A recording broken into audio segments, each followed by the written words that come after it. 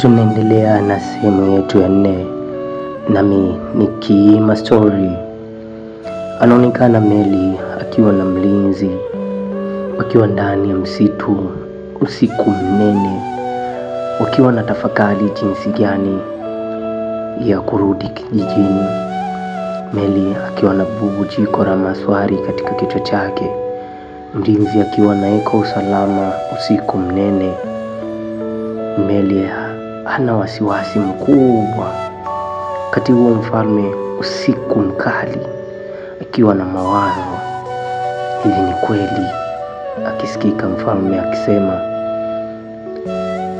kijiji changu kimeingiliwa tena na laana kwa awamu nyingine. Hivi nipo duniani ama naota? Itakuwa naota.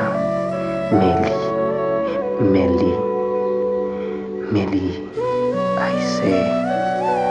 Wakati huo mfalme akiongea usiku mnene, pia wanakijiji usiku mnene vikao wakiwa wanaongea, laana imeletwa tena, laana. Jamani, kwa nini kila muda laana ipo kwenye kijiji chetu?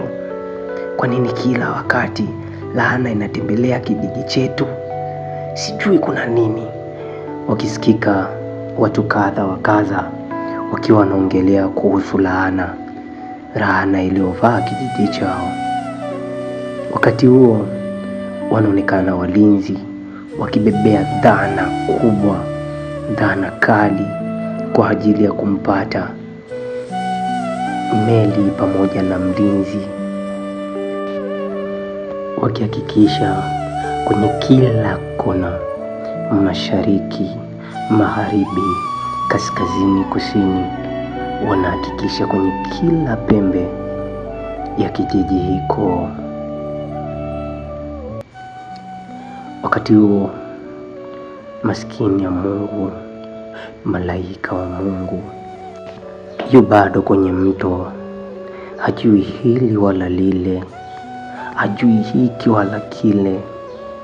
Mungu, mjalie malaika wako, mjalie mtoto wako aweze kupata dhara na baridi hili. Inaumiza sana. Anateseka malaika wa Mungu asiyekuwa na kosa la aina yoyote. Ila hana inafanya watoto wanateseka. Wakati huo Meli bado yupo kwenye msitu mnene akiwa anajiuliza, Mungu. Akisikika akisema, Meli, baridi hili, mvua hii, mateso ya Mungu, hivi mwanangu anaweza kustahimili? Nione huruma.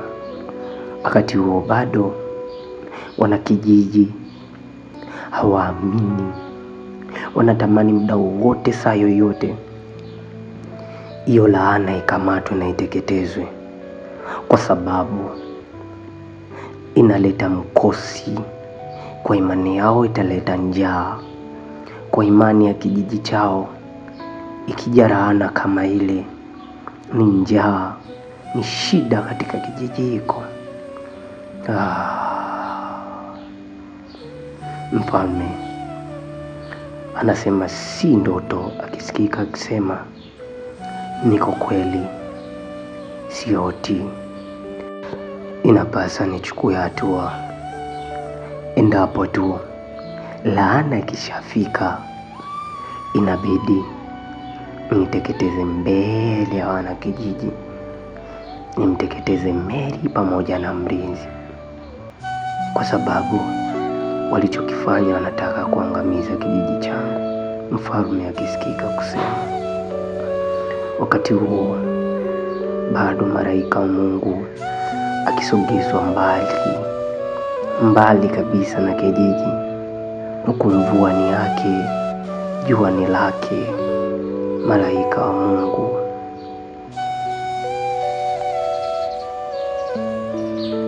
wakati huo walinzi bado akimsaka Meli na wakiamini kuwa watampata Meli pamoja na laana. Wataipata laana na kuipeleka kwa mfalme. Wataiteketeza laana, uzao uliokuja na laana. Meli akitafutwa, Mungu si Asumani. Meli kujificha kote, uso kwa uso na walinzi, pamoja na mlinzi wote wakikamatwa. Ni safari sasa ya kwenda kwa mfalme na kujulikana mbivu na mbichi. Mfalme ndiye ataamua. Na Meli akisikika kusema, Mwenyezi Mungu, naomba unipe uhai, nije kumuona tena mwanangu, nije kuona tena kizazi changu. Nimekamatwa na mlinzi pamoja na walinzi wa mfalme. Sijui hatima yangu itakuwa nini. Huo ndio mwisho wa episodi yetu ya 4 na ndio mwanzo wa episodi nyingine. Asante. Usisahau kusubscribe, kushare, kucomment, kulike channel yetu ya Kiima Story na story yetu ya Kiza Hulu. Bye bye.